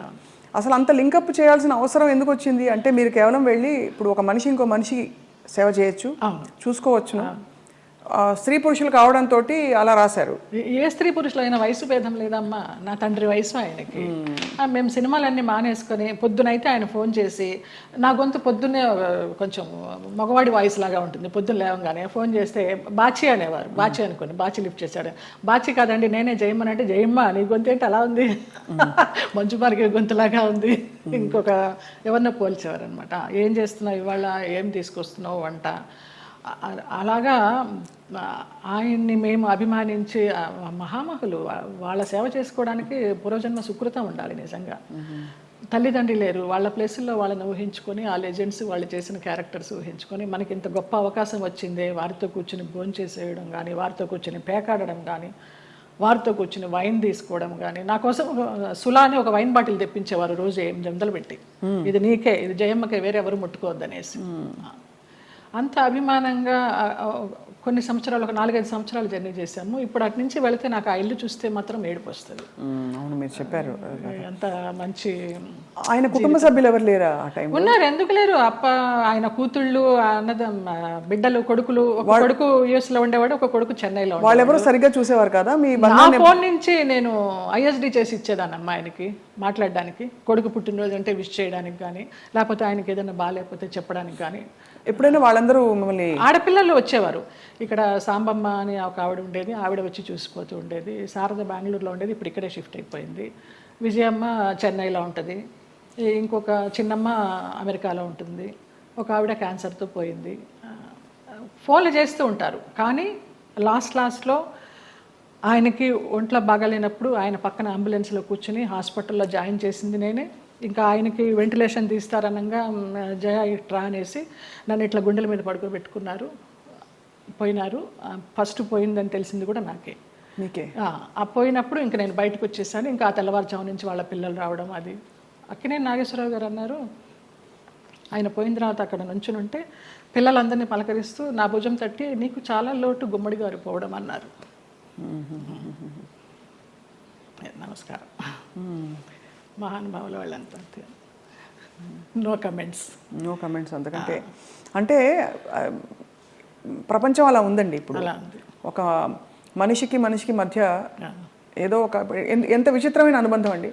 మీరు నిజంగా ఏమీ ఆశించలేదు. ఎవరికైనా వండి పెట్టాలంటే ఇంకో కొంచెం తక్కువ వయసు వాళ్ళు దొరకరా చెప్పండి. నేను అది ఏదో ఒక ఆత్మీయత కలిగి కదా మీరు. అంతే ఆ టైం ఆ పీరియడ్ ఆయనతో మేము గడపాలి అంతే. ఆయన క్లబ్కి వెళ్ళడం కూడా మానేశారు మేము పరిచయం అయిన తర్వాత. ఇంకెందుకు నా క్లబ్ హాయిగా ఇక్కడే కూర్చుందామనేవారు. తక్కువ బాగా ఆయనతోటి చాలా ఆ టైము మళ్ళీ తిరిగి రాదు. కానీ అందరినీ పోగొట్టుకున్నారనే బాధ అండి. నేను అందరూ వెళ్ళిపోయారు కదా. శరత్ బాబు గారు వెళ్ళిపోయారు, గుమ్మడి గారు. ఆ బంధం ఎలాంటి బంధం అని అడిగి కాదు, తండ్రి కూతుర్ల బంధం అవ్వచ్చు, గురు శిష్యుల బంధం అవ్వచ్చు. మీ ఆత్మకి బాగా అంటే ఒక విధమైన సొలేస్ ఇచ్చే వ్యక్తులందరూ దూరం అయ్యారు కదండి. వాళ్ళు దూరం అవుతుంటే భగవంతుడి దగ్గర అవుతున్నాడు. వాళ్ళు దూరం కాకుండా ఉంటే భగవంతుడిని పెద్ద పట్టించుకునేదాన్ని కాదేమో. వీళ్ళందరూ ఉన్నారు కదా నాకు అనేసి. ఏం జరిగినా మన మంచికి. ఇప్పుడు ఎలా మీ దైనందిన జీవితం ఎలా ఉంటుంది? సీరియల్స్ మానేశాను. సినిమాలా రావు పెద్దగా నాకు తెలిసి. ఎందుకు మానేశారు సీరియల్స్? వద్దనుకున్నాను. ప్రేమెంత మధురంలో ఒక బ్యాడ్ ఇన్సిడెంట్, గాయమైంది హృదయానికి. ఏమైంది? ఎవరో పేరు ఊరు లేని ఆర్టిస్టు ఒక అమ్మాయి ఎంటర్ అయింది ఒక 6 months బ్యాక్. నేను మానేసే ముందర 3 సంవత్సరాలు అంత చక్కగా బాండింగ్ తోటి నిజంగా తల్లి కొడుకుల్లాగానే నేను, శ్రీరామ్ కానీ అందులో చేసిన వాళ్ళందరూ కానీ అలాగే క్యారెక్టర్ పరంగా మేము యాక్ట్ చేయలేదు, అసలు జీవించాం మేము. గ్లిజరిన్ కూడా వేసుకునే వాళ్ళం కాదు ఏడుపు సీన్లు ఉంటే. ఆ అమ్మాయి వచ్చి కొంచెం యారగెన్స్ అంతా చూపించడము, మర్యాద లేకపోవడం సీనియర్స్కి. ఒక సీన్లో అయితే అయిందని అలాగే అడ్జస్ట్ అయిపోయి చేస్తున్నాను. మానేద్దామా అనుకుంటూ పోనీలే మంచి సీరియల్, మంచి పేరు వచ్చింది, శ్రీరామ్ మంచివాడు, అతన్ని చూసి చేయాలని అనుకున్నాను. ఒక టైంలో ఇంకా పీక్స్కి వెళ్ళిపోయింది ఆ అమ్మాయి బిహేవియర్.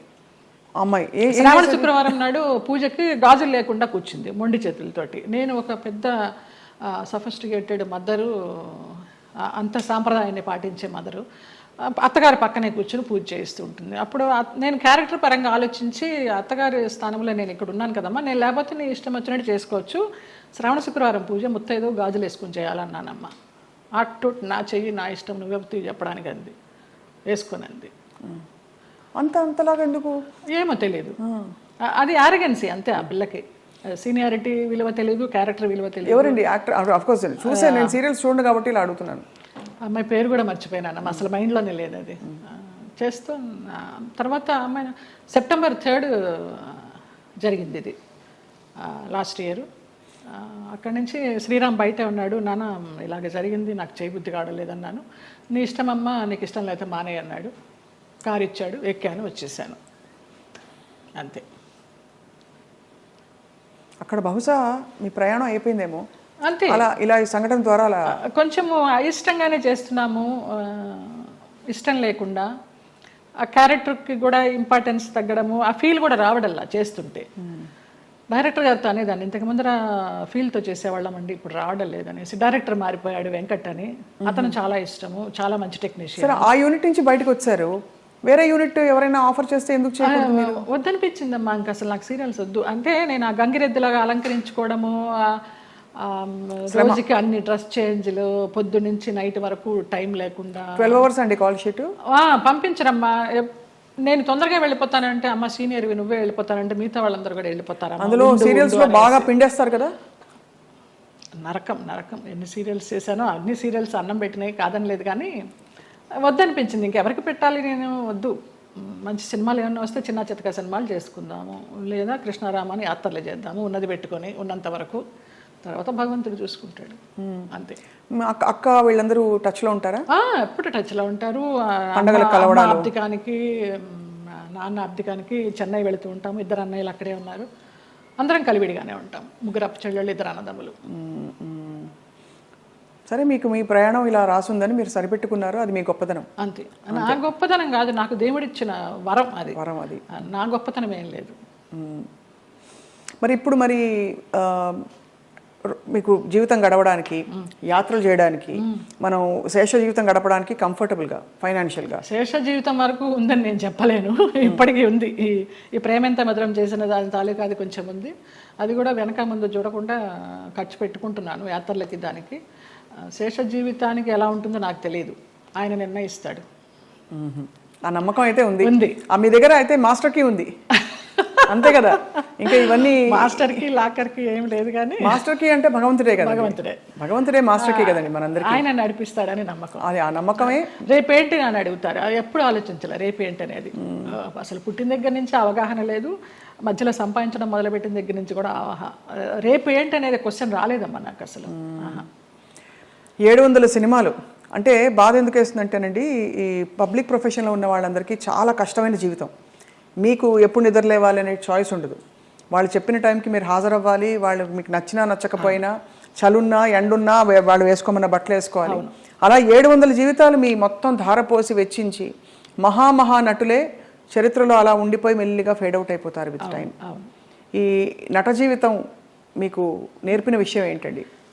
ఫేమ్ ఉంటేనే ఏదైనా జనాల్లో ఏదైనా, లేకపోతే ఉందా లేదా అనేది కూడా వాళ్ళకి తెలియదు. ఎందుకంటే పెద్ద పెద్ద నటులు కూడా చాలా కష్టాలు పడ్డారు. మీకు ఉన్న సంపద మీరు అన్నట్టుగా ఆధ్యాత్మికంగా మీరు మలుచుకుని ఒక గౌరవంతో ఆత్మాభిమానంతో కొనసాగిస్తున్నారు జయలలిత గారు. చాలా మనసుకి ముచ్చటగా, ఎంత ఇన్స్పైరింగ్గా ఉందో చెప్పలేని మాటలు. మీకు చిన్న కోరిక ఉంది మాకు. చెప్పండి. మీరు ఒక చిన్న డాన్స్ చేస్తా. నేను మామూలుగా సెమీ క్లాసికల్ ఏమైనా మూవీ సాంగ్ స్వప్నకు కూడా తేలిగ్గా ఉంటుంది. నువ్వు క్లాసికల్ సింగర్ కాదని లేదు, ఏమైనా పాడతారు అనుకొని మనసే అందాల బృందావనం అనుకున్నాను. మా సంజయ్ తిట్టాడు, ఎంత పెద్ద క్లాసికల్ డాన్సర్ నువ్వు వేరే సినిమా సాంగ్ చేస్తావా అనేసి. అందుకని ఏ సాంగ్ చేయాలి? భామనే సత్యభామనే ఏమైనా ఒక 4-5 లైన్లు అనగలరా? ఆ 2 లైన్లే మళ్ళీ మళ్ళీ తిప్పి అనమంటే అంట. కొంచెం నేను కూడా కలుపుతాలే. మీరు కలపండి. నిలబడే మీరు కూచిపూడా భరతనాట్యమా? 2 అమ్మ. కూచిపూడి చింతా రాధాకృష్ణమూర్తి గారు, భరతనాట్యం జోసుల సీతారామ శాస్త్రి గారు విజయవాడ నుంచి వచ్చేవారు. కాకుండా తంజావూరు నుంచి గిరిజా నటరాజ్ అని ఒక వైఫ్ అండ్ హస్బెండ్ వచ్చి చెప్పేవారు భరతనాట్యం. ఆంధ్రనాట్యం నటరాజ్ రామకృష్ణ గారు. మళ్ళీ మధ్యలో వెకేషన్స్కి చెన్నై వెళ్ళి చినసత్యం గారి దగ్గర. ఎప్పుడు అనిపించలేదు ఒక డాన్స్ స్కూల్ స్టార్ట్ చేద్దామని? లేదు, వేంప వేషాలు వేసేసరికి, అంటే డిగ్రీ అవుతూ ఇంకా డాన్స్ కంటిన్యూ చేద్దాం అనుకునే టైంలో నాన్న ఫీల్డ్కి తీసుకొచ్చేసారు. ఇంకా ఈ వేంప వేషాలు వేసినప్పుడు నన్ను అలాగే చూస్తారేమో, పేరెంట్స్ పిల్లల్ని పంపించడానికి భయపడతారేమో, ఇప్పుడు సినిమా సాంగ్స్ నేర్పుతుందా లేకపోతే క్లాసికల్ సాంగ్స్ నేర్పుతుందా అని ఏదన్నా అని నాకు నేనే డౌట్ పెట్టుకొని దాన్ని సమారంభించేసా. దిత్త కిడగ తిరగతాం, దిత్త కిడగ తిరగతాం, తా కిడగ తిరగతాం, కిడగ తిరుగుతాం, తద్దిత్త కిడగ తిరుగుతాం, దిత్త కిడగ తిరుగుతాం, తా కిడగ తిరుగుతాం, కిడగ తిరుగుతాం, తద్దిత్త కిడగ తిరుగుతాం, దిత్త కిడగ తిరుగుతాం, తా కిడగ తిరుగుతాం, కిడగ తిరుగుతాం, కిడగ తిరుగుతాం. భామనే సత్యభామనే, సత్యభామనే, సత్యభామనే, సత్యారి ముద్దుల వయ్యారి ముద్దుల సత్యభామనే, సత్యభామనే, వయ్యారి ముద్దుల వయ్యారి ముద్దుల సత్యభామనే, సత్యభామనే. అద్భుతం. ఎక్కడ ఎంత ఎంత గ్రేస్ఫుల్గా ఉంది అసలు. సంజయ్ గారు, ఇప్పుడు శోభన్ గారు అందరూ చేస్తున్నారు కదండి డాన్స్ పర్ఫార్మెన్సెస్, బ్యాలేస్. అంటే మీకు అఫ్కోర్స్ మీరు ఒక ఆధ్యాత్మిక లోకంలోకి వెళ్ళిపోయారు, ప్రాపంచికంగా లౌకికంగా మీకు కోరికలు లేవు, కానీ అలా చేస్తే ఎంత బాగుండు అని అనిపించే అంత అందంగా ఉంది మీ డాన్స్. శోభనాయుడు గారితో బ్యాలెన్స్ చేశానమ్మా. వెంకటేశ్వర కళ్యాణం, కృష్ణ పారిజాతం, ఆవిడన్నీ మేల్ క్యారెక్టర్స్ ఇచ్చేవారు. నేను అదంతా తీసేసిన తర్వాత జయలలిత నువ్వా వెంకటేశ్వర స్వామి వేసింది, కృష్ణుడికి వేసింది అనేసరికి నిరాశ వచ్చేసింది. అది అర్థమైంది. కానీ అన్ని అన్ని ఆ పార్శ్వాలని మీరు చూశారు జీవితంలో. కంప్లీట్ లైఫ్ కష్టం చూసి ఉగాది పచ్చడిలాగా అన్నీ చూడకపోతే మనకి ఏం చూసాను జీవితం అని అనిపిస్తుంది కదా. అలా మీరు కష్టాలు చూశారు, అన్నీ చూసేసాం. సంతోషం చూసారా ఏదైనా టైంలో?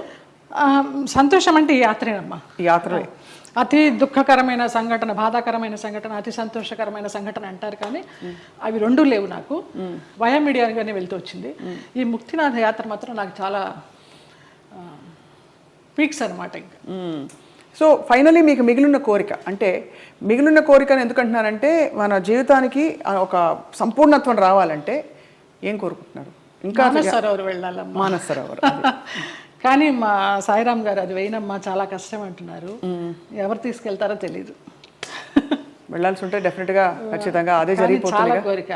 వెళ్తే తిరిగి వస్తామా లేదా అనేది తర్వాత విషయం. అక్కడ దాకా వెళ్ళాలి, ఆ భూమి మీద అడుగు పెట్టాలని మాత్రం కోరిక. అదొకటే తీరని కోరిక. చాలా అద్భుతంగా ఉంది మీతో మాట్లాడడం. చాలా విషయాలు నేర్చుకున్నది ఏంటి అంటే సెల్ఫ్ యాక్సెప్టెన్స్ కంటే గొప్ప వరం లేదండి. ఓకే, అది మీకు వచ్చేసింది కాబట్టి మీరు ధన్యులు ఒకలాగా. ఈ కృష్ణుడి విగ్రహం నాకు నా ఫ్రెండ్ శ్రీనివాస్ అని ఆయన మ్యాంగ్లూర్ నుంచి తీసుకొచ్చి ఇప్పించారు. చాలా చాలా కళకళలాడుతుంది ఇలాగా. చాలా బరువు కూడా అది. అవునా? అక్కడ రమణాశ్రమంతో మీ అనుబంధం? అరుణాచలం వెళ్తూ ఉంటాము. ఒక శివరాత్రికి గిరి ప్రదక్షిణ చేశాను. ఆయన బుక్స్ చదువుతూ ఉంటాను. అట్లా కూర్చుని ఆయనతో మాట్లాడుకుంటూ ఉంటాను. ఆ ఫోటోగ్రాఫ్ వెనకాల ఇది నా పుట్టినరోజుకి మా డైరెక్టర్స్ అనిల్, రాము అని ఉన్నారు. రాము ఏమో అది ఇచ్చాడు లాస్ట్ ఇయర్ పుట్టినరోజుకి.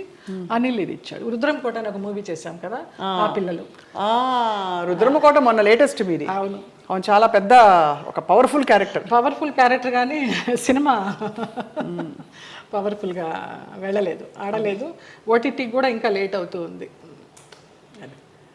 మీరు చాలా చాలా వ్యక్తిగత విషయాలు కూడా ఇవాళ మాతో పంచుకుని చాలామందిని ఇన్స్పైర్ చేశారు జయలలిత గారు. థ్యాంక్స్ అమ్మా. మీకు ధన్యవాదాలు. అయ్యో మీకు కూడా. Always you will be in our hearts. God bless you. Thank you అండి. నమస్కారం. రైట్.